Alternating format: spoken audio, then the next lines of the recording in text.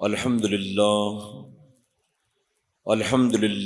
رب العالمین والعاقبۃ للمتقین والصلاة والسلام علی سید الانبیاء والمرسلین اما بعد فاعوذ باللہ من الشیطان الرجیم بسم اللہ الرحمن الرحیم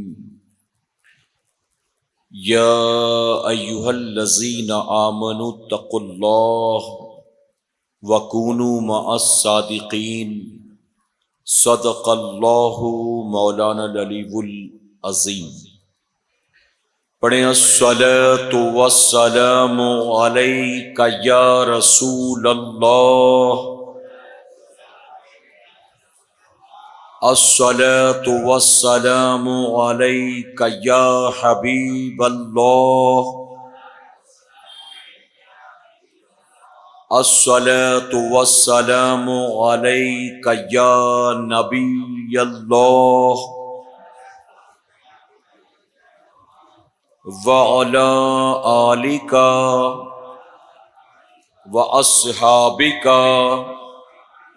یا نور اللہ، صلی اللہ تعالی علیہ وسلم۔ رب کعبہ کی بارگاہ میں دعا ہے، مولا اپنے حبیب صاحب لولاق صلی اللہ تعالی علیہ وسلم کے صدق و طفیل ہم تمام حاضرین اور سامعین کو تو ماہ رجب کے فیوز و برکات سے بھرپور مالا مال فرما۔ مولا ہمیں خیر و عافیت کے ساتھ ماہ شعبان و ماہ رمضان المبارک نصیب فرما، اور ہم غریبوں، ناتواں، کمزوروں کو موت آنے سے پہلے ایک مرتبہ ماہ رمضان میں عمرہ کی سعادت نصیب فرما۔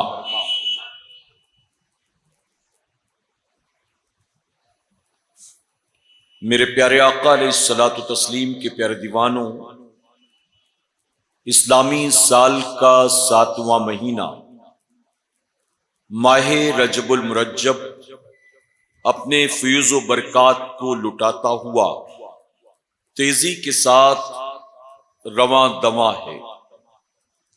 اس ماہ مبارک کی بہت سی بابرکت تاریخیں ہمارے سامنے سے رخصت ہو چکی ہیں، اور ابھی بہت سی بڑی بڑی تاریخوں کا آنا باقی ہے۔ آج مغرب کے بعد ہم ماہ رجب المرجب کی 13 تاریخ میں داخل ہو گئے ہیں، اور یہ 13 تاریخ مولا کائنات مولا علی کرم اللہ وجہ الکریم کی تاریخ ولادت ہے۔ حالانکہ جس طرح سے آپ کی ولادت کی جگہ پر اختلاف ہے، اسی طرح آپ کی تاریخ ولادت میں بھی اختلاف پایا جاتا ہے۔ یعنی بعض لوگوں کے نزدیک آپ کی پیدائش کی جگہ خانہ کعبہ ہے، یعنی آپ خانہ کعبہ کے اندر پیدا ہوئے، اور بعض لوگوں نے اس سے انکار کیا۔ اسی طرح سے آپ کی تاریخ ولادت 13 رجب المرجب ہے یا کوئی اور، اس میں بھی اختلاف ہے۔ تو ہم ان دونوں بحث میں نہ پڑتے ہوئے 13 تاریخ مولا کائنات کی نسبت سے آج آپ کی ولادت کو منا رہے ہیں، اور آپ کی عظمت و شان و مقام کو سمجھنے کی کوشش کر رہے ہیں۔ رشتے کے اعتبار سے آپ حضور اکرم صلی اللہ علیہ وسلم کے چچا زاد بھائی، یعنی حضور اکرم صلی اللہ علیہ وسلم کے چچا جناب ابو طالب کے آپ بیٹے ہیں۔ آپ کی والدہ کا نام فاطمہ بنت اسد ہے۔ مولا علی کرم اللہ وجہ الکریم کی جب ولادت باسعادت ہوئی تو اس وقت حضور اکرم صلی اللہ علیہ وسلم مکہ معظمہ میں موجود نہیں تھے، آپ کہیں تشریف لے گئے تھے۔ حضرت علی کرم اللہ وجہ الکریم نے ولادت کے بعد نہ اپنی آنکھ کو کھولا ہے، نہ اپنی والدہ کا دودھ پیا، نہ آپ نے پانی تک پیا۔ یعنی لوگ بار بار کوشش کرتے رہے لیکن حضرت علی نے نہ منہ کھولا ہے نہ اپنی آنکھیں کھولی، یہاں تک کہ مکہ معظمہ میں یہ بات مشہور ہو گئی کہ قریش کے گھرانے میں ایک بچہ پیدا ہوا ہے جو بڑا ہی حسین و جمیل ہے، بڑا ہی خوبصورت ہے، ہم نے اس جیسا بچہ پہلے کبھی نہیں دیکھا، لیکن یہ بچہ نہ آنکھ کھولتا ہے نہ منہ کھولتا ہے، اس نے اب تک ماں کا دودھ تک نہیں پیا۔ تو یہ بات مشہور ہو گئی کہ شاید یہ بچہ زیادہ دن تک زندہ نہیں رہ سکے گا۔ آپ کی والدہ نے بڑی کوشش کی، آپ کے والد جناب ابو طالب نے بڑی کوشش کی، لیکن مولا کائنات نے اپنا منہ نہیں کھولا، نہ آنکھ کھولی۔ حضور اکرم صلی اللہ علیہ وسلم جب اپنے گھر آئے تو پتا چلا کہ میرے چچا ابو طالب کے گھر بچے کی ولادت ہوئی ہے، اور بچے کے ایسے ایسے معاملات ہیں، بلکہ تاریخ کی کتابوں میں یہاں تک آتا ہے کہ جب حضرت علی کو کوئی گود لیتا تو آپ ناخون مارتے تھے۔ آپ کی والدہ نے آپ کا نام اسد رکھا، اسد سے مراد آپ جانتے ہیں کہ شیر کے ہوا کرتا، تو آپ ناخون مارتے تھے جیسے شیر پنجے مارتا ہے نا، تو اس لیے آپ کے والدہ نے آپ کا نام اسد رکھا، حالانکہ آپ کے والد نے آپ کا نام علی رکھا تھا۔ تو جب حضور اکرم صلی اللہ علیہ وسلم تشریف لائے اور اپنی چچی فاطمہ بنت اسد سے کہا کہ لاؤ بچہ کہاں ہے مجھے دکھاؤ، تو آپ کی چچی نے کہا کہ محمد صلی اللہ علیہ وسلم اسے سنبھال کر لینا، یہ ناخون مارتا ہے۔ حضور اکرم صلی اللہ علیہ وسلم مسکرائے، اپنی گود میں لیا، اور روایتوں میں آتا ہے کہ وہ علی جو ولادت کے کئی گھنٹوں کے بعد تک اپنی آنکھ کھولنے کو تیار نہیں تھے، حضور اکرم صلی اللہ علیہ وسلم نے جیسے ہی حضرت علی کو اپنی گود میں لیا، حضرت علی نے فوراً اپنی آنکھیں کھول دی اور میرے نبی کے چہرے والضحیٰ کی زیارت کرنے لگ گئے۔ یعنی حضرت علی نے اپنی آنکھیں کھول کر سب سے پہلے اسے دیکھا جس سے زیادہ حسین و جمیل رب نے کسی کو پیدا ہی نہیں فرمایا۔ تو علی نے میرے نبی کے چہرے مبارک کی زیارت کر کے بتا دیا کہ علی زمین پر آنے کے بعد نہ پہلے ماں کو دیکھے گا نہ باپ کو دیکھے گا، بلکہ سب سے پہلے اسے دیکھے گا جسے اللہ نے اپنا محبوب بنایا۔ جب آنکھ کھل گئی تو والدہ نے کہا کہ یہ کچھ کھا پی بھی نہیں رہا ہے، میں نے کئی بار کوشش کی لیکن یہ میرے پستان سے منہ تک نہیں لگاتا، پانی بھی نہیں پیتا۔ تو حضور اکرم صلی اللہ علیہ وسلم مسکرائے، آپ نے اپنا لعاب دہن نکالا، یعنی تھوک مبارک کو نکالا اور حضرت علی کے منہ میں داخل کر دیا۔ وہ جو کئی بار ماں کی کوششوں کے باوجود اپنی ماں کے دودھ تک کو پینے کے لیے تیار نہیں تھے، فوراً میرے نبی کے لعاب دہن کو چوسنا شروع کر دیتے۔ گویا زمین پر آنے کے بعد مولا کائنات کے حلق کے نیچے جو چیز سب سے پہلے اتری ہے وہ میرے نبی کا لعاب دہن تھا، یعنی آپ کی گھٹی میں میرے نبی کا تھوک مبارک ملا ہوا ہے۔ یہ آپ کی تحنیک بھی ہو گئی، تحنیک کرنا بچوں کی یہ میرے نبی کی سنت مبارکہ ہے۔ یعنی جب گھر بچے کی ولادت ہو نا تو بچے کے منہ میں سب سے پہلے کوئی دوا نہ ڈالی جائے یا پانی وغیرہ دودھ وغیرہ نہ پلایا جائے، بلکہ تحنیک کیا جائے۔ اور تحنیک کس طرح سے کرتے ہیں یہ نبی کی سنت ہے۔ کسی بزرگ کے منہ کا جھوٹا چھوہارا ہو، کھجور ہو یا شہد ہو، یعنی کوئی ایسی چیز جس میں اس اللہ کے نیک بندے کا تھوک ملا ہوا ہو، وہ بچے کے منہ میں رکھ دیا جائے، اور بچہ جب اسے چوسنا شروع کر دے تو اس نیک اللہ والے کا تھوک اس بچے کے منہ میں داخل ہو جائے۔ اس پروسیس کو کہتے تحنیک کرنا۔ اور صحابہ اکرام کے گھر بھی جب بچوں کی ولادت ہوتی تو وہ یہ کیا کرتے تھے۔ اب کوئی کھجور جھوٹی کرا کے لے جاتا، کوئی چھوارا لے جاتا، کوئی شہد لے جاتا، لیکن مولا کائنات کی تحنیک کا یہ عالم تھا کہ آپ کے منہ میں سب سے پہلی چیز جو داخل کی گئی وہ چھوارا، کھجور یا شہد نہیں، بلکہ رحمت للعالمین آقا کا لعاب دہن تھا۔ اب آپ بتائیں کہ جس کی گھٹی میں میرے نبی کا لعاب ملا ہو، اللہ اس کے دل کو بھی کھول دے گا، اللہ اس کی زبان کو بھی کھول دے گا، اللہ اس کے ذہن کو بھی کھول دے گا۔ اسی لیے تو یہی علی جب بڑے ہوئے تو میرے نبی نے فرمایا میں علم کا شہر ہوں اور علی اس کا دروازہ ہے۔ میرے پیارے آقا کے پیروانوں، مولائے کائنات کے کئی القابات ہیں۔ آپ کو اسد اللہ کہا جاتا ہے، یعنی اللہ کا شیر۔ اسی طرح سے آپ کو حیدر کرار کہا جاتا ہے۔ کرار کا مطلب پلٹ پلٹ کر وار کرنے والا، پلٹ پلٹ کر حملہ کرنے والا۔ آپ جانتے ہیں کہ حضرت علی کے پاس 2 دھاری تلوار تھی، جس کو آپ کی نسبت کی بنیاد ذوالفقار حیدری کہا جاتا ہے، یعنی ایسی تلوار جو ایک طرف سے تیز نہیں، دونوں طرف سے تیز ہوتی ہے۔ اور مولائے کائنات جب اس ذوالفقار کو لے کر میدان میں اترتے تھے تو صرف آگے آنے والے دشمنوں کی گردن نہیں مارتے تھے، جو پیچھے آتا تھا پلٹ کر اسے بھی مار دیتے تھے، یعنی 2 دھاری تلوار سے پلٹ پلٹ کر وار کرتے تھے، اس لیے آپ کو حیدر کرار کہا جاتا ہے۔ اچھا، اسد کا مطلب بھی شیر ہوتا ہے، حیدر کا مطلب بھی شیر ہوتا ہے۔ اسی طرح آپ کو ابو تراب کہا جاتا ہے، ابو تراب۔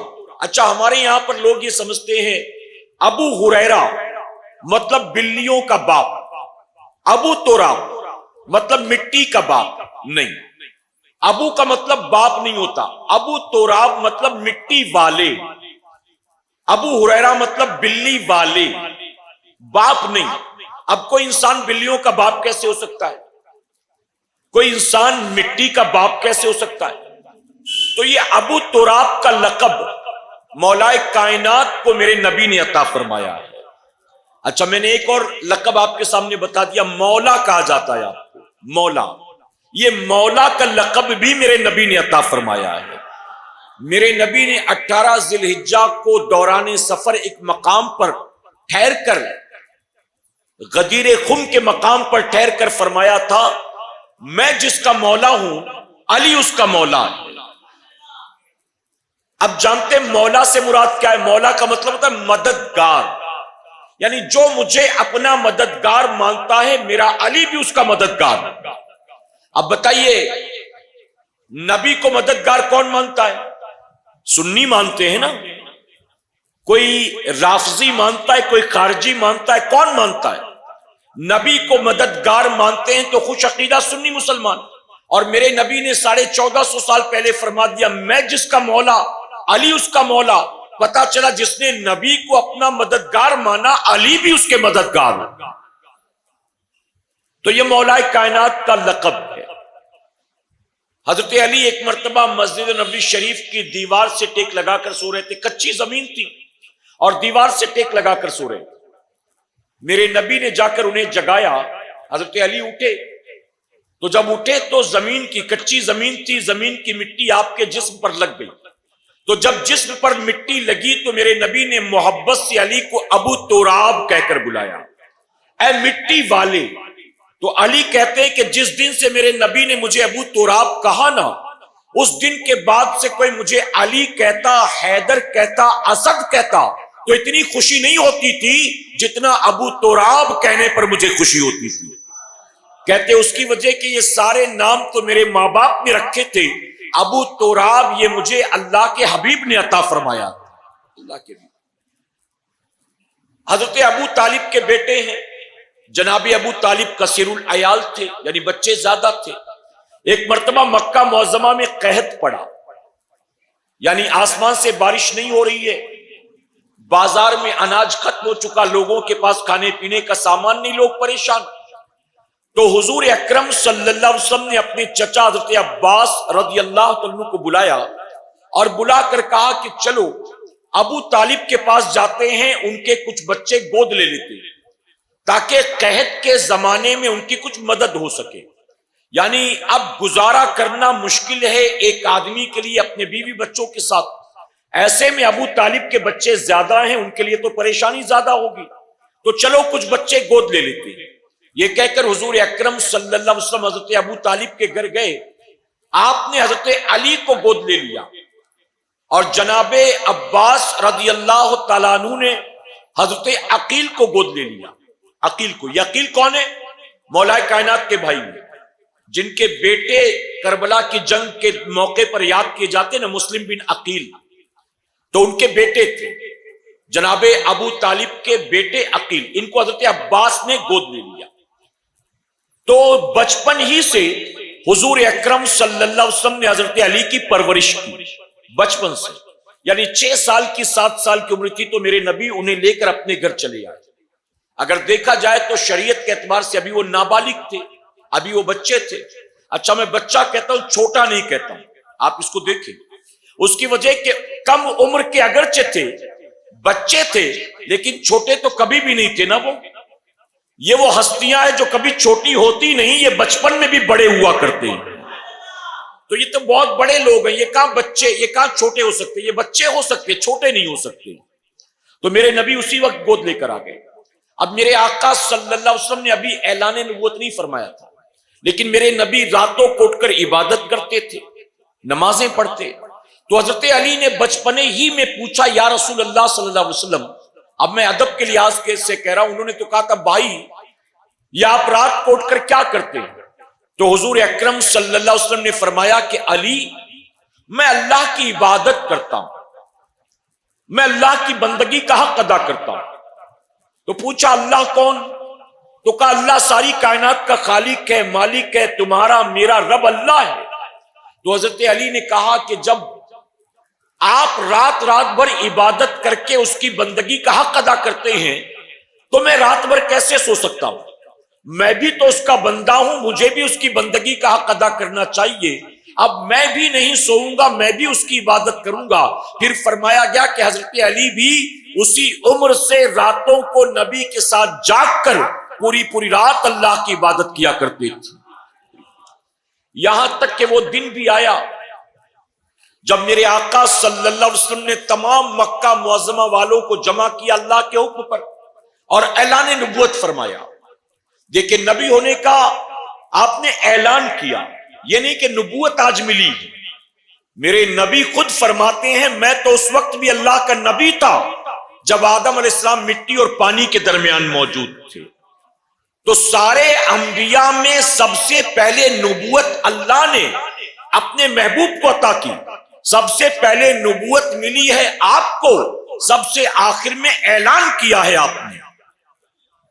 تو آپ نے سب کو جمع کیا اور اللہ کے حکم پر اعلان کیا کہ مکے والوں، آج کے بعد تم مجھے محمد ابن عبداللہ نہیں کہو گے، آج کے بعد تم مجھے محمد رسول اللہ کہو گے صلی اللہ علیہ وسلم.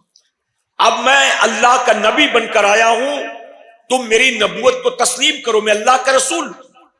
تو تمام مکے والوں نے آپ کو برا بھلا کہا، باتیں بنائی، فبتیاں کسی، منہ پھیر کر چلے گئے. تنہا بچے تو حضرت علی، 6-7 سال کی عمر تھی. حدیث مبارکہ میں آتا ہے حضرت علی کھڑے ہوئے عرض کرتے ہیں یا رسول اللہ صلی اللہ علیہ وسلم، میری ٹانگیں دبلی پتلی ہیں، میں ابھی کم عمر کا ہوں، مجھے اکثر آشوب چشم رہتا ہے، یعنی آنکھ آتی رہتی ہے. میں اور تو آپ کی کوئی مدد نہیں کر سکتا ہوں، لیکن ہاں جو دعوت آپ نے لوگوں کے سامنے پیش کی نا، جس کو انہوں نے ٹھکرا دیا، میں آپ کی دعوت قبول کرنے کے لیے اور آپ کا ساتھ دینے کے لیے تیار ہوں. تو مولا کائنات وہ خوش نصیب ہیں کہ اللہ نے جنہیں بچوں میں سب سے پہلے اپنے آخری نبی کے ہاتھوں پر کلمہ پڑھنے کی توفیق عطا فرمائی. اللہ نے یہ انعام عطا کیا. بلکہ میں بہت پہلے آپ کو یہ بتا چکا ہوں کہ حضور اکرم صلی اللہ علیہ وسلم کے تمام صحابہ اکرام میں، یہ جو باتیں عرض کرتا ہوں نا، اس کو زندگی بھر یاد رکھا کرے. میرے نبی کے تمام صحابہ میں 2 صحابی ایسے ہیں جو حضور اکرم صلی اللہ علیہ وسلم کے ہاتھوں پر کلمہ پڑھنے سے پہلے بھی مومن تھے.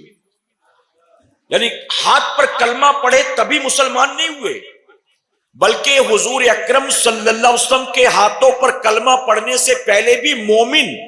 اور یہ 2 کون؟ فرمایا کہ ایک صدیق اکبر ہے، دوسرا مولا کائنات. یہ دونوں حضور اکرم صلی اللہ علیہ وسلم کے ہاتھوں پر کلمہ پڑھنے سے پہلے بھی مومن تھے.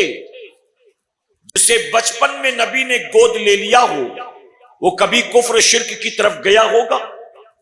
اللہ نے ان کی حفاظت کی. فرمایا گیا کہ حضرت خدیجہ الکبریٰ رضی اللہ تعالیٰ عنہ جب میرے نبی کے لیے کھانا بناتی تھی، مولا کائنات وہ خوش نصیب ہیں کہ اسی دسترخوان پر نبی کے گھر میں پروان چڑھ رہے ہیں، نبی کے تربیت یافتہ ہیں، نبی کے گود کے پروردہ ہیں، اور نبی کے دسترخوان پر بیٹھ کر نبی کے ساتھ کھانا کھانے والے ہیں. یہ مولا کائنات کی شان ہے. جب خاتون جنت حضرت فاطمہ الزہرا رضی اللہ تعالیٰ نکاح کے لائق ہو گئی، تمام لوگوں نے اپنے پیغام دینے شروع کیے، لیکن حضرت علی نے پیغام نہ دیا. دور دراز سے بادشاہ زادے، سرمایہ دار، کاروباری، وزیر زادے، ان کے رشتے آتے رہے، لیکن میرے نبی نے اپنی بیٹی فاطمہ الزہرا کے لیے کسی کا رشتہ قبول نہیں کیا. صدیق اکبر نے، عمر فاروق اعظم نے مشورہ دیا، علی دور دراز سے رشتے آ رہے ہیں، نبی کسی کا رشتہ قبول نہیں کرتے، تم پیغام کیوں نہیں بھیجتے؟ آخر تم رشتہ کیوں نہیں بھیجتے؟ تو حضرت علی فرماتے ہیں کہ میں آخر کیسے پیغام لے جاؤں؟ میرے پاس تو ذاتی مکان بھی نہیں ہے، یعنی میں تو نبی کے گھر میں پلا بڑا ہوں، میرے پاس تو اپنا کوئی گھر بھی نہیں، میرے پاس تو مہر ادا کرنے کے لیے کوئی چیز بھی نہیں ہے، میرے پاس تو ولیمہ کرنے کا انتظام بھی نہیں ہے، یعنی نکاح کرنے کے لیے جن چیزوں کی ضرورت پڑتی میرے پاس وہ چیزیں نہیں ہیں. تو صدیق اکبر نے کہا تم پیغام لے تو جاؤ، نبی نے پیغام قبول کر لیا تو سارا انتظام ہم کر دیں گے.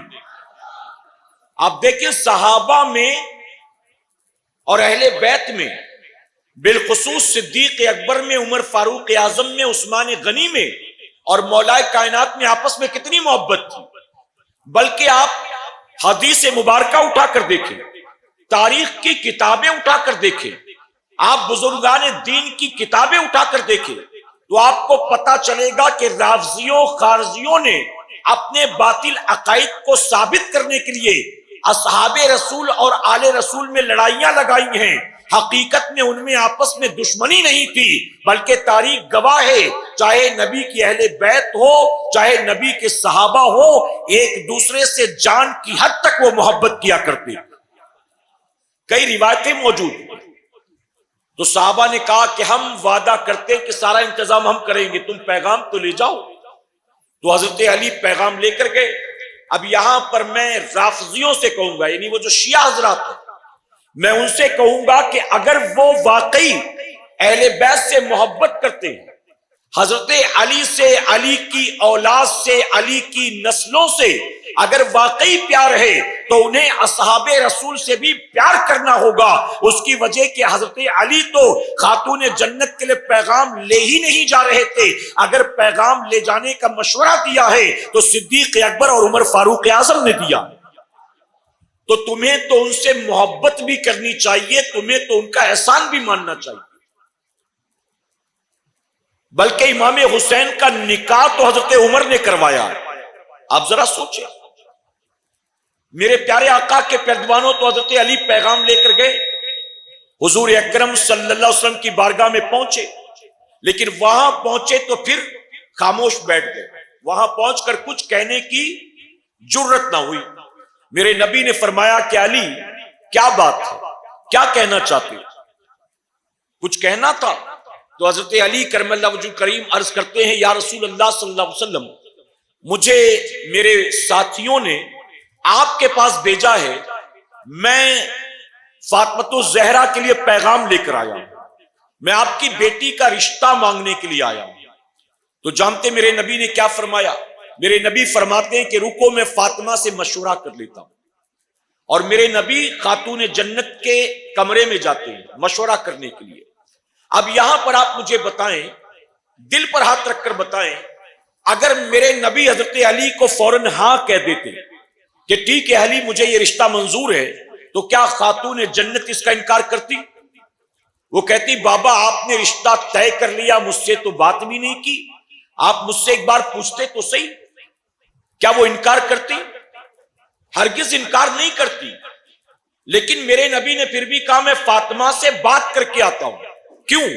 میرے نبی قیامت تک آنے والی اپنی امت کو یہ پیغام دینا چاہتے تھے، اپنی بیٹیوں کو اپنی مرضی سے جبرن کسی سے بیاہ نہ دیا کرو، بلکہ جب تمہاری بیٹی کے لیے کوئی رشتہ آئے یا تم اپنی بیٹیوں کے لیے کوئی رشتہ پسند کرو تو بات پکی کرنے سے پہلے اپنی بیٹیوں سے بھی مشورہ کر لیا کرو کہ رشتے کے تعلق سے بیٹیوں سے مشورہ کرنے پر تمہاری عزت کم نہیں ہوگی، بلکہ یہ تمہارے نبی کی سنت ہے. اللہ تمہیں ثواب بھی دے گا، اللہ تمہاری بیٹی کو برکت بھی عطا فرمائے. اسے قیامت تک کی امت کے لیے سنت بنا دیا نبی نے، اس لیے کہا میں مشورہ کر کے آتا ہوں. حالانکہ ایک روایت اور ملتی ہے، ایک دن میرے آقا صلی اللہ علیہ وسلم صحابہ کے ساتھ بیٹھے تھے، اچانک میرے نبی مسکرائے. صحابہ اکرام نے عرض کیا یا رسول اللہ صلی اللہ علیہ وسلم اس وقت مسکرانے کی وجہ کیا ہے؟ یعنی کوئی ایسی بات چیت نہیں ہو رہی تھی، کوئی ایسا معاملہ نہیں تھا کہ جس کی وجہ سے مسکرایا جائے، لیکن میرے نبی مسکرائے تو صحابہ کے ذہن میں سوال آیا. انہوں نے عرض کیا اس وقت مسکرانے کی وجہ کیا ہے؟ تو میرے آقا صلی اللہ علیہ وسلم فرماتے ہیں کہ ابھی میرے پاس جبرائیل علیہ السلام آئے تھے اور جبرائیل نے مجھے آ کر یہ خوشخبری سنائی، آج آسمانوں پر اللہ نے میری بیٹی فاطمہ کا نکاح میرے علی کے ساتھ کرا دیا. یعنی اس نکاح میں اللہ بھی راضی ہے، رسول اللہ بھی راضی ہے، اور جن کی شادی ہو رہی وہ خاتون جنت حضرت فاطمہ بھی راضی. میرے نبی خاتون جنت کے پاس گئے اور میرے آقا نے فرمایا فاطمہ علی تمہارے بارے میں بات کر رہے تھے. اب دیکھیں یہ انداز، علی تمہارے بارے میں بات کر رہے تھے. اب اس سے مراد بات سمجھ میں آ جاتی ہے کہ وہ کیا بات کر رہے تھے. حالانکہ خاتون جنت جب آپ کم عمر کی تھی، بچی تھی، ایک ہی دسترخوان پر جب حضرت خدیجہ کھانا بنا کر رکھتی تھی تو سب ساتھ ہی کھاتے تھے. میرے نبی بھی، میرے نبی کی بیٹیاں بھی، مولا کائنات بھی، یعنی ایک ہی ساتھ ایک ہی گھر میں پلے بڑے تھے. میرے نبی فرماتے علی تمہارے بارے میں بات کر رہے تھے. خاتون جنت نے کوئی جواب نہ دیا، آپ خاموش رہیں. اور صوفیہ فرماتے ہیں کہ لڑکیوں کی خاموشی میں ان کی ہاں ہوا کرتی، ہاں ہوا کرتی، یعنی انکار کرنا ہو تو انکار کر دے، منع کر دے، وہ خاموش نہیں. یہاں تک کہ حضرت مولا کائنات مولا علی کرم اللہ وجہ الکریم کا نکاح خاتون جنت حضرت فاطمہ الزہرا کے ساتھ کرا دیا گیا. میرے پیارے آقا کے پردوانوں آپ دیکھیں خاتون جنت کتنی خوش نصیب ہیں کہ دنیا کے ماں باپ اپنی بیٹیوں کے لیے رشتہ تلاش کرتے ہیں، لیکن خاتون جنت کے لیے رشتہ کسی اور نے نہیں بلکہ خود اللہ نے پسند فرمایا. اور محبوب کو بتا دیا گیا کہ محبوب تیری بیٹی فاطمہ کے لیے علی سے بہتر کوئی رشتہ نہیں ہو سکتا ہے. اچھا رشتے تو حضرت علی سے پہلے بھی بہت سے آئے تھے خاتون جنت کے لیے، ابھی میں نے بتایا نا، لیکن کسی رشتے کے تعلق سے میرے نبی نے نہیں کہا کہ ٹھیک ہے میں فاطمہ سے مشورہ کر کے آتا ہوں. یعنی کسی رشتے میں نبی نے فاطمہ الزہرا سے مشورہ نہیں کیا، نبی نے کوئی جواب نہ دے کر وہیں سے خود رشتے کو ریجیکٹ کر دیا. یعنی اپنی بیٹی کے لیے نبی جیسا رشتہ چاہتے تھے، بادشاہوں کے بادشاہ زادوں کے، وزیروں کے وزیر زادوں کے، سرمایہ داروں کے آئے، نبی نے اپنی بیٹی کے لیے جو سب سے چھوٹی، سب سے چہیتی، سب سے قریبی بیٹی تھی، ان کے لیے دولت مندوں کے رشتے قبول نہیں کیے، نبی نے پسند کیا تو علی کا رشتہ پسند فرمایا.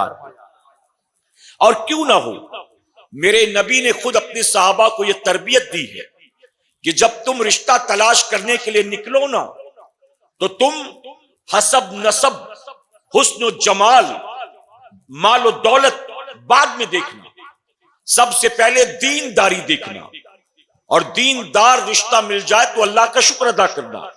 اب علی نے خود کہا میرے پاس تو مکان بھی نہیں ہے، میرے پاس تو مہر کی رقم بھی نہیں ہے، میرے پاس تو ولیمے کا انتظام بھی نہیں ہے. کیا یہ نبی نہیں جانتے تھے؟ جانتے تھے کہ بظاہر جن چیزوں کی ضرورت ہوتی ہے علی کے پاس اس میں سے کچھ بھی نہیں ہے، لیکن میرے نبی جانتے تھے علی کے پاس دنیا کی دولت نہیں تو کیا ہوا، اللہ نے علی کو دین کی دولت سے مالا مال فرمایا ہے. اس لیے اپنی بیٹی کے رشتے کے لیے آپ نے حضرت علی کو پسند کیا. میرے پیارے آقا علیہ الصلوۃ والتسلیم کے پیروانوں، مولا کائنات کے جو القابات ہیں ان میں آپ کو علم بردار بھی کہا جاتا ہے، یعنی نبی کی تمام غزوے جس میں نبی شریک ہوئے، تمام جنگیں، ان تمام جنگوں میں نبی نے جھنڈا علی کے ہاتھ میں دیا ہے۔ جیسے امام حسین کے علمبردار کون ہیں؟ جی حضرت عباس، ان کے نام کے ساتھ ہی عباس علمبردار جڑ گیا ہے۔ تو جناب عباس علمبردار ہیں امام حسین کے میدان کربلا میں، اور مولا کائنات علمبردار ہیں رسول اللہ کے تمام جنگوں میں۔ جانتے جنگ بدر میں جب میرے نبی چلے تو حضرت علی کے ہاتھ میں نبی نے علم کو دیا تھا، جھنڈا۔ جنگ احد میں جب مصعب بن عمیر کو شہید کیا گیا، ان کے ہاتھ سے جھنڈا زمین پر گرنے والا تھا تو اسے بڑھ کر حضرت علی نے اٹھا لیا ہے۔ اور میدان احد میں وہ تقریباً 12 یا 14 صحابہ اکرام جو ہر وقت میرے نبی کو گھیرے ہوئے تھے، ان میں سے آدھے انصاری تھے، آدھے مہاجرین تھے، اور فرمایا گیا کہ ان یعنی نبی کا جو حفاظت کرنے والا دستہ تھا اس دستے میں حضرت علی بھی پیش تھے۔ اور میدان احد کے جنگ احد کے بعد دیکھا گیا تو حضرت علی کے جسم پر تقریباً 12-14 زخم آئے تھے نبی کی حفاظت میں۔ میرے پیارے آقا علیہ الصلوۃ والتسلیم کے پیروانوں، مولا کائنات کے مقابلے میں جب بھی کوئی مشرک آتا تھا تو ایک لمحہ بھی ٹھہر نہ پاتا، آپ اس کے جسم سے اس کی گردن کو جدا کر دیتے تھے۔ یہ تاریخ ہے حضرت علی کی۔ آپ جانتے ہیں کہ خیبر کا قلعہ کئی دنوں تک جنگ جاری رہی، کوئی نتیجہ برآمد نہیں ہو رہا تھا۔ پھر میرے نبی نے نماز عشاء کے بعد خوشخبری سنائی کہ کل صبح میں جھنڈا اس کے ہاتھوں میں دوں گا جس کے ہاتھوں پر اللہ نے خیبر کی فتح لکھی ہے۔ صبح ہوئی تو تمام صحابہ انتظار میں تھے، شاید میرا نام لے، شاید میرا نام لیا جائے، شاید مجھے یاد کیا جائے۔ لیکن میرے نبی نے فرمایا کہ علی کہاں ہیں؟ حضرت علی کو بلایا گیا، ان کو آشوب چشم تھا، اور یہ بچپن سے تھا ان کو آشوب چشم، یعنی ان کی آنکھ کچھ دنوں میں ان کی آنکھ میں تکلیف ہو جاتی تھی، جسے آج کے دور میں آپ کہیں کہ انفیکشن ہوتا تھا۔ تو حضرت علی کو آشوب چشم تھا۔ میرے نبی نے کہا علی جھنڈا تم اٹھاؤ، اللہ نے تمہارے ہاتھوں پر خیبر کی فتح لکھی ہے۔ تو حضرت علی عرض کرتے ہیں یا رسول اللہ صلی اللہ علیہ وسلم مجھے تو آشوب چشم ہوا ہے۔ میرے نبی نے قریب بلایا، اپنا لعاب دہن لگایا اور لگا کر کہا جاؤ۔ اب جانتے حضرت علی جب فوج لے کر علم لے کر خیبر کی طرف بڑھے تو فرماتے ہیں کہ جب نبی کی بارگاہ میں آیا تھا تو آشوب چشم تھا، نبی نے لعاب دہن لگایا تو ایسا لگا جیسے آنکھ میں کبھی کوئی تکلیف تھی ہی نہیں۔ اور پھر خیبر کو آپ نے کیسے فتح کیا؟ جس کو کئی ہاتھی مل کر کھولتے تھے اور بند کرتے تھے، جسے کھولنا بند کرنا مردوں کے بازوؤں کی قوت کا کام نہیں تھا، ہاتھی لگتے تھے جس کو کھولنے بند کرنے میں۔ حضرت علی نے ایک ہاتھ سے اس خیبر کے قلعے کے دروازے کو پکڑا اور آپ نے اسے اکھاڑ کر پھینک دیا۔ آپ سوچیں ذرا، اسے اکھاڑ کر پھینک دیا۔ اور یہ خیبر کی ضرب جو علی نے لگائی نا، میدان جنگ میں خیبر کا قلعہ یہودیوں کا سب سے مضبوط قلعہ تھا، اور انہیں اس قلعے پر بڑا کانفیڈنس تھا، یقین تھا کہ مسلمان سارے قلعے تو فتح کر سکتے ہیں، خیبر کو فتح نہیں کر سکتے۔ یہ بڑا مضبوط قلعہ، وہ تمام اپنے بیوی بچوں کو، مال و جائیداد کو سب لے کر اسی خیبر کے قلعے میں بند ہو گئے کہ سب کچھ بھلے لٹ جائے، خیبر کے قلعے میں ہم سب محفوظ ہیں۔ لیکن مولا کائنات نے اس کے دروازے کو اکھاڑ کر پھینک دیا، اور خیبر کو فتح کر کر علی نے یہودیوں پر ایسی ضرب لگائی۔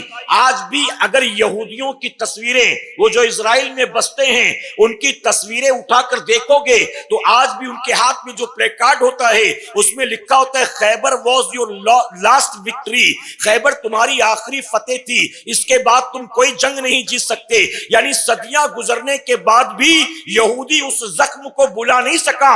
علی نے خیبر کو فتح کر کے یہودیوں کے سینے پر ایسی ضرب لگائی ہے کہ اسرائیل کا یہودی آج بھی علی کو یاد کرتا، اور حضرت علی کا تو کچھ نہیں کر سکا۔ تو کیا کرتا ہے؟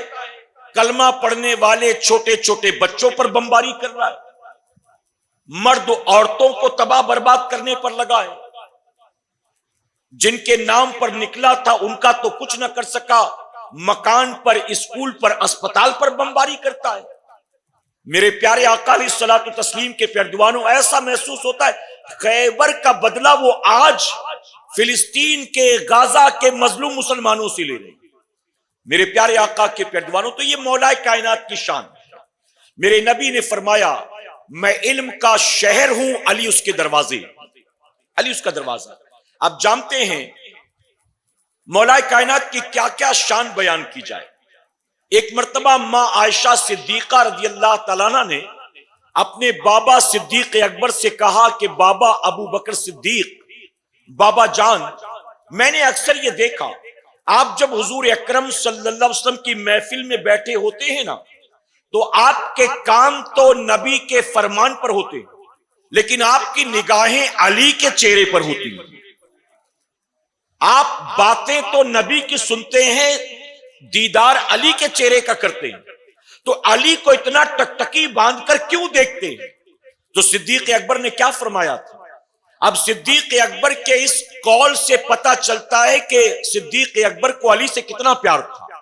صدیق اکبر فرماتے ہیں عائشہ میں علی کے چہرے کو کیوں نہ دیکھوں؟ میرے نبی نے فرمایا علی کا چہرہ دیکھنا عبادت ہے۔ محبت سے کہیں تو سیدنا صدیق اکبر رضی اللہ عنہ فرماتے ہیں کہ عائشہ میں علی کو کیوں نہ دیکھوں؟ میں علی کو اس لیے دیکھتا ہوں کیونکہ میرے نبی نے فرمایا کہ جو علی کے چہرے کو دیکھے گا اللہ اسے عبادت کا ثواب عطا فرمائے گا۔ اب علی کے چہرے کو دیکھے تو عبادت کا ثواب کیوں نہ ملے؟ علی کے چہرے کی بات کیا ہوگی؟ میرے نبی نے تو فرمایا جو میری امت کے کسی عالم کے چہرے کی زیارت کرے گا وہ گویا ایسا ہے جیسے اس نے مجھے دیکھا ہے۔ تو اگر نبی کا کلمہ پڑھنے والا کوئی عالم دین بن جائے، اس کے چہرے کی زیارت پر یہ ثواب ہے، تو آپ ذرا سوچیں کہ علی کے چہرے کی زیارت پر اللہ کیا ثواب عطا فرمائے گا۔ تو ماں عائشہ صدیقہ عرض کرتی ہیں کہ بابا وہ لوگ تو بڑے خوش نصیب ہیں جو آج موجود ہیں، علی کے چہرے کو دیکھتے ہیں، عبادت کا ثواب لیتے ہیں، لیکن ان کا کیا؟ جو بعد میں آئیں گے انہیں تو یہ ثواب نہیں مل سکے گا کیونکہ وہ علی کا چہرہ نہیں دیکھ سکیں گے۔ تو صدیق اکبر نے فرمایا کہ نہیں عائشہ ایسا نہیں ہے، جو بعد میں آنے والے ہیں وہ محروم نہیں رہیں گے، بلکہ میرے نبی نے ان کو بھی خوشخبری سنا دی ہے۔ نبی نے فرمایا علی کو دیکھنا بھی عبادت ہے اور علی کا نام لینا بھی عبادت ہے۔ اور اس لیے ہم سنی اپنی محفلوں میں علی علی کیا کرتے ہیں، ہم مولا علی کا نام لیتے ہیں، مولا علی مشکل کشا کہتے ہیں، ہم مولا علی کرم اللہ وجہ الکریم کہتے ہیں۔ ہم جو علی کو بار بار یاد کرتے ہیں اس لیے یاد کرتے ہیں کہ نبی نے فرمایا علی کا ذکر کرنا بھی عبادت ہے۔ میرے پیارے آقا علیہ الصلوۃ والتسلیم کے پیروان، ایک اور بڑی پیاری روایت، ایک مرتبہ سیدنا صدیق اکبر اور مولا کائنات کی ملاقات ہوئی، دونوں نے ایک دوسرے کو دیکھا تو مسکرائے۔ اب صدیق اکبر نے کہا علی تم مجھے دیکھ کر کیوں مسکرائے، ذرا بتاؤ تو صحیح۔ تو مولا کائنات عرض کرتے ہیں آپ بڑے ہیں، آپ امیر المومنین ہیں، پہلے مجھے دیکھ کر آپ مسکرائے تھے، تو پہلے آپ مسکرانے کی وجہ بتائیں پھر میں بتاتا ہوں۔ تو صدیق اکبر نے فرمایا کہ علی آج جب میں نے تمہیں دیکھا نا تو اچانک مجھے اپنے نبی کا فرمان یاد آ گیا۔ مولا کائنات نے عرض کیا کون سا فرمان؟ تو صدیق اکبر جواب دیتے ہیں کہ میرے نبی نے کہا تھا کہ کل قیامت کے دن وہی بندہ پل صراط پار کر سکے گا جس کو میرا علی مہلت عطا فرمائے گا، یعنی علی کی اجازت کے بغیر تو کوئی پل صراط بھی پار نہیں کر سکتا ہے۔ آئی نا بات سمجھ میں آتی؟ تو جب میں نے آج آپ کو دیکھا نا تو اتفاق سے حضور کا فرمان یاد آ گیا۔ علی کی یہ شان ہے کہ قیامت میں پل صراط وہی پار کر سکے گا جس کو علی اجازت دے گا۔ تو جانتے ہو صدیق علی کیا عرض کرتے ہیں؟ علی کہتے ہیں جانتے میں کیوں مسکرایا تھا؟ صدیق اکبر نے کہا تم بھی مسکرانے کی وجہ بتا دو. تو کہتے آج میں نے آپ کو دیکھا تو مجھے بھی نبی کا فرمان یاد آ گیا. میرے نبی نے مجھ سے کہا تھا علی پلسرات پار کرنے کی مہلت اسی کو دینا جو میرے ابو بکر سے محبت کرتا ہوگا. پتا چلا جو اصحاب رسول سے دشمنی رکھتا ہو وہ پلسرات پار نہیں کر سکتا, اور یہ بھی کلیئر ہو گیا جو آل رسول سے دشمنی رکھتا ہو وہ بھی پلسرات پار نہیں کر سکتا. اور اسی لیے الحمدللہ ہم خوش نصیب ہیں کہ ہم نبی کے گھر والوں سے بھی پیار کرتے ہیں اور نبی کے در والوں سے بھی پیار کرتے ہیں. اسی لیے میرے امام فرماتے ہیں اہل سنت کا ہے بیڑا پار اصحاب حضور, نجم ہے اور ناؤ ہے اطرت رسول اللہ کی. نجم ہے اور ناؤ ہے اطرت رسول اللہ کی. اور ہم سنی خوش نصیب ہے الحمدللہ, ہم اصحاب رسول آل رسول دونوں سے پیار کرتے ہیں کہ الحمدللہ.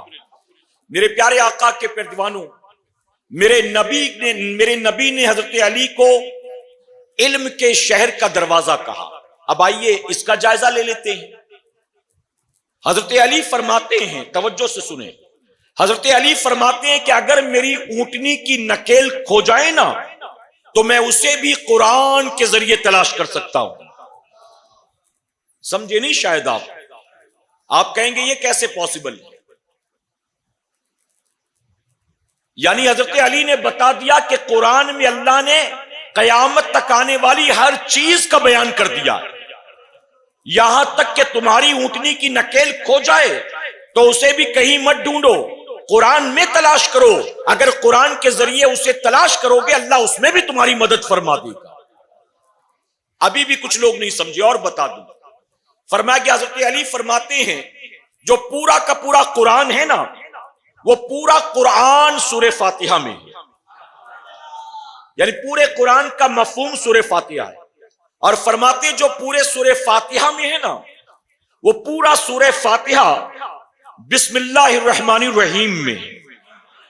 اور فرماتے جو سب کچھ بسم اللہ الرحمن الرحیم میں ہے نا وہ سارا کا سارا بسم اللہ کی با میں ہے, بسم اللہ کی با میں ہے. اور آگے فرماتے جو بسم اللہ کی با میں ہے نا وہ سب کا سب بسم اللہ کے نیچے جو نقطہ ہے نا اس نقطے میں ہے. آگے فرماتے ہیں وہ با کا نقطہ کچھ اور نہیں بلکہ میں علی ہوں. یعنی پورا کا پورا قرآن میرے پاس ہے. بلکہ روایتوں میں آتا ہے حضرت علی جب اپنے گھوڑے پر سوار ہوتے نا تو آپ ایک پاؤں رکھتے اور دوسرا پاؤں گھوڑے کی پشت پر پہنچنے سے پہلے پورے قرآن کی تلاوت کر لیتے تھے. اچھا بہت سے لوگ یہ باتیں سمجھ نہیں پاتے اور بہت سے لوگ ہضم نہیں کر پاتے. جو سنی ہوگا دین سے دور ہوگا وہ سمجھ نہیں پائے گا, اور جو سنی نہیں ہوگا سنیت سے دور ہوگا اولیاء کی بزرگوں کی صوفیاء کی عظمت کو نہیں جانتا ہوگا وہ ہضم نہیں کر پائے گا. تو سمجھ نہیں کون سمجھ نہیں پاتا کون ہضم نہیں کر پاتا, دونوں چیزیں آپ سمجھ لیں. میرے پیارے آقا کے پیروانوں, حضرت علی جب گھوڑے پر سوار ہوتے ایک پاؤں رکھتے اور پھر دوسرا پاؤں اس کی پشت پر رکھنے سے پہلے پورا قرآن پڑھ لیتے تھے. اب کوئی کہے گا کیسے, بات سمجھ میں نہیں آتی.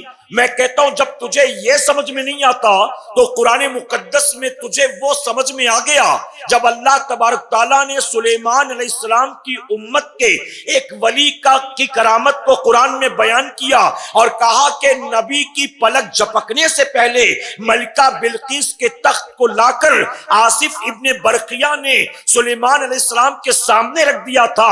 اب بتا جب قرآن سے تجھے یہ سمجھ میں آ گیا, جب بتا سلیمان علیہ السلام کی امت کے ولی کو اللہ نے اتنی طاقت دی ہے تو علی کو اللہ نے کتنی طاقت دی ہوگی. اور جس کو یہ بھی سمجھ میں نہیں آیا ہم کہتے وہ یہ سمجھ لے کہ اسی علی کا ایک بیٹا پورے انا ساگر کو جو 13 کلومیٹر کی لمبائی چوڑائی میں پھیلا تھا, جس کے آس پاس تقریباً 25 چھوٹے بڑے مندر موجود تھے, اسی علی کے ایک بیٹے نے اس 13 کلومیٹر لمبائی چوڑائی والی انا ساگر کے پانی کے پورے پانی کو اپنے کوزے میں سما لیا.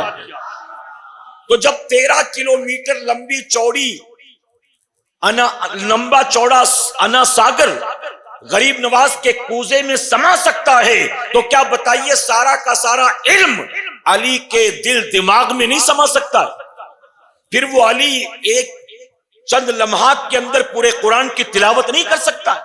ایک مرتبہ جبرائیل علیہ السلام آئے، جبرائیل علیہ السلام حضرت علی کی بارگاہ میں آئے انسانی شکل میں، اور آ کر کہتے ہیں علی تمہیں نبی نے علم کے شہر کا دروازہ کہا ہے، تو مجھے بتاؤ تلاش کر کے اس وقت جبرائیل کہاں ہے؟ جبرائیل علیہ السلام انسانی شکل میں آ کر بیٹھے اور خود ہی سوال کر رہے ہیں کہ آپ علم کے شہر کا دروازہ ہو تو بتاؤ اس وقت جبرائیل کہاں ہے؟ تو حضرت علی نے زمین و آسمان کی طرف دیکھا اور دیکھنے کے بعد کہا کہ میں نے ساری زمین سارے آسمان کھنگال ڈالے، مجھے جبرائیل کہیں نظر نہیں آیا، تو جو مجھے لگتا ہے جس نے مجھ سے سوال کیا وہی جبرائیل ہے۔ محبت سے کہیں اچھا یہ بھی ممکن ہے کہ نہ سمجھ میں آئے؟ ارے جو بیٹھے بیٹھے جبرائیل کے سامنے زمین و آسمان کو دیکھ لے، اگر کوئی کہے یہ کیسے ممکن ہے، تو جب تمہیں یہ سمجھ میں نہیں آتا تو تمہیں یہ بھی سمجھ میں نہیں آئے گا کہ اسی علی کے بیٹے معین الدین چشتی نے اپنے پیر و مرشد سے یہ کہا تھا آپ کی دو انگلیوں کے درمیان میں ساتوں عالم کو دیکھ رہا ہوں، میں ساری زمین و آسمان کو آپ کی دو انگلیوں کے درمیان دیکھتا ہوں۔ جس نے کہا مجھے تحت الثری نظر آتا ہے، جس نے کہا مجھے عرش اعظم نظر آتا ہے، ارے اسی علی کے بیٹے عبد القادر جیلانی نے کہا میں تمہیں ایسے دیکھتا ہوں جیسے ہتھیلی پر رائی کا دانہ ہوتا ہے، تم کیا کھا کر آتے ہو، کیا جمع کر کے آتے ہو، زبان پر شریعت کی قید نہ ہوتی تو میں تمہیں یہ بھی بتا دیتا۔ اب بتائیے جس علی کے بیٹوں کی شان یہ ہے اس علی کی شان کیا ہوگی؟ اب جانتے اللہ والوں کی عظمت کو سمجھنے کے لیے، اسے ہضم کرنے کے لیے سنیوں والا ہاضمہ ضروری ہے، ورنہ بہت سے لوگ ہضم نہیں کر پاتے، یہ کہاں لکھا، وہ کہاں لکھا، یہ کہاں سے دیکھا، یہ کس نے کہا، اسی میں لگے رہتے ہیں۔ میرے پیارے آقا علیہ الصلوۃ والتسلیم کے پیروانوں، حضرت علی کرم اللہ وجہ الکریم ایک مرتبہ کسی یہودی نے آ کر آپ سے کہا کہ آپ ہر چیز کا جواب قرآن سے دے سکتے ہیں، کیا قرآن میں آپ کی داڑھی کا اور میری داڑھی کا ذکر بھی ہے؟ تو حضرت علی نے کہا ہاں قرآن میں تیری داڑھی کا بھی ذکر موجود ہے، میری داڑھی کا بھی ذکر موجود ہے، میری داڑھی کا۔ اور پھر اس نے کہا کہاں؟ تو آپ نے قرآن مقدس کی ان آیت کریمہ کی تلاوت کی جس میں یہ بتایا گیا تھا، جس کا مفہوم یہ تھا کہ وہ جو بنجر زمین ہوتی ہے اس پر فصل اپجاؤ نہیں ہوتی، یعنی وہاں کھیتیاں نہیں ہوتی، اور جو زمین اچھی ہوتی ہے زرخیز ہوتی ہے اللہ وہاں لہلہاتی ہوئی فصل عطا فرماتا ہے، لہلہاتی فصل فرماتے۔ وہ بنجر زمین کی مثال تیری داڑھی ہے اور وہ لہلہاتی ہوئی فصل والی مثال میری داڑھی ہے۔ میرے پیارے آقا کے پیروانوں کئی مثالیں دی جا سکتی ہیں۔ ایک مرتبہ صحابہ کرام بیٹھے تھے، ان کے سامنے کھجوریں رکھی تھی، اب وہ کھجوریں کھا رہے تھے۔ اب کھجور کھاتے کھاتے جانتے ہو کیا کر رہے تھے؟ وہ کھجور کھاتے لیکن مذاق کے طور پر کھجور کھا کر اس کا بیج حضرت علی کے سامنے رکھ دیتے، یعنی جو بھی کھاتا بیج علی کے سامنے رکھ دیتا۔ حضرت علی بھی دیکھ رہے تھے لیکن کچھ نہیں کہہ رہے تھے۔ جب سب لوگوں نے کھا لیا تو حضور اکرم صلی اللہ علیہ وسلم نے حضرت علی کو دیکھا اور دیکھ کر کہا علی دیکھنے سے ایسا محسوس ہوتا ہے کہ تم نے سب سے زیادہ کھجوریں کھائی ہیں، تمہارے سامنے تو گٹھلیوں کا ڈھیر لگا ہوا ہے، باقیوں کے سامنے تو گٹھلی نہیں، ایسا لگتا ہے کہ تم سب سے زیادہ بھوکے تھے، سب سے زیادہ کھجوریں تم نے کھائی۔ عرض کرتے ہیں یا رسول اللہ صلی اللہ علیہ وسلم نہیں دراصل بات ایسی ہے کہ مجھ سے زیادہ میرے بھائی بھوکے تھے، ایسا لگتا ہے کہ میں نے تو کھجوریں کھائی، بیج تو کم سے کم نکال دیا، یہ اتنے بھوکے تھے کہ بیج بھی کھجور کے ساتھ کھا گئے، بیج بھی کھجور کے ساتھ۔ اچھا یہ میرے نبی کی گود کے پروردہ تھے نا، تو یہ بھی میرے نبی کی تربیت ہی کا نتیجہ تھا، اور صحابہ اس طرح آپس میں اس طرح سے مذاق کرتے تھے، اس طرح مزاح کرتے تھے آپس میں میرے پیارے آقا کے پیروانوں۔ لیکن جانتے میرے نبی کیا فرماتے ہیں؟ میرے نبی فرماتے ہیں کہ میں جو مذاق کرتا ہوں اس میں جھوٹ نہیں ہوتا ہے، یعنی میں جو مزاح کرتا ہوں نا تمہیں ہنسانے کے لیے، تمہارے دلوں کو جوڑنے کے لیے میں جو یوں باتیں کرتا ہوں نا، اس میں جھوٹ کے امکانات نہیں ہوتے. یعنی میرے نبی نے بتا دیا کہ مذاق کے طور پر بھی جھوٹ نہ بولا جائے.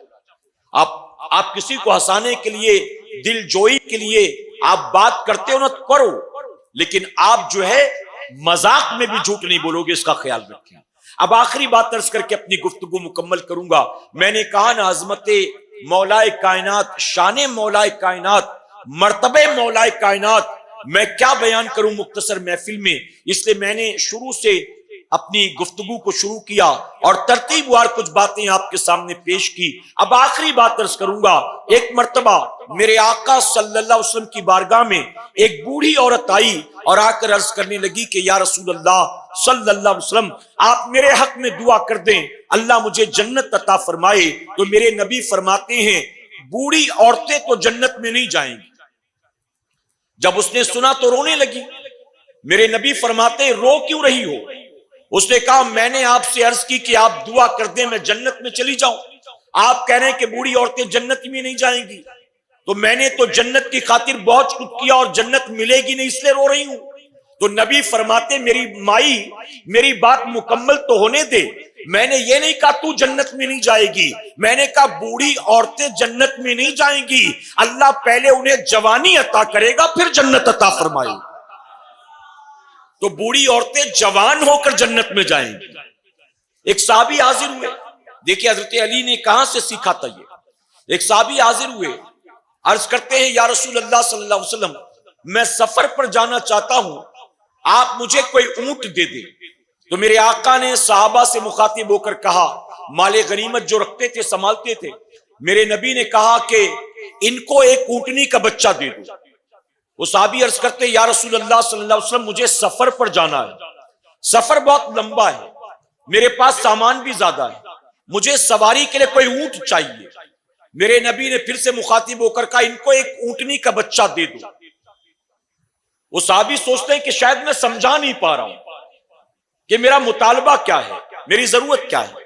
تیسری بار عرض کرتے یا رسول اللہ صلی اللہ علیہ وسلم مجھے سواری کے لیے اونٹ چاہیے، میرے پاس سامان زیادہ ہے، مجھے سوار بھی ہونا ہے، سفر بھی طویل ہے، آپ مجھے سواری کے لیے کوئی اونٹ دے دیں. میرے نبی نے تیسری بار بھی کہا ان کو کوئی اونٹنی کا بچہ دے دو. وہ کہتے یا رسول اللہ صلی اللہ علیہ وسلم میں اونٹنی کا بچہ لے کر کیا کروں گا، مجھے اونٹ چاہیے. تو میرے نبی فرماتے اللہ کے بندے، میں تجھے سواری کے لیے جو اونٹ دیتا ہوں وہ کسی نہ کسی اونٹنی کا بچہ ہی ہوگا نا، وہ کسی نہ کسی اونٹنی کا بچہ ہوگا. یعنی میرے نبی اس طرح سے اپنے صحابہ سے مزاح فرماتے تھے، لیکن اس میں جھوٹ کے دور دور تک امکانات نہیں ہوتے تھے. اور حضرت علی کے بھی ایسے کئی واقعات ملتے ہیں کہ صحابہ اکرام جب آپ کے ساتھ اس طرح دل جوئی کرتے تو صحابہ اکرام کو حضرت علی لاجواب کر دیا کرتے تھے، یعنی کوئی آگے نہیں بڑھ پاتا تھا. یہ مولا کائنات کی شان. اللہ تبارک تعالی ہمیں اور آپ کو حضرت علی کرم اللہ وجہ الکریم سے، ان کی آل سے، نبی کی اہل بیت سے سچی پکی محبت کی توفیق عطا فرمائے.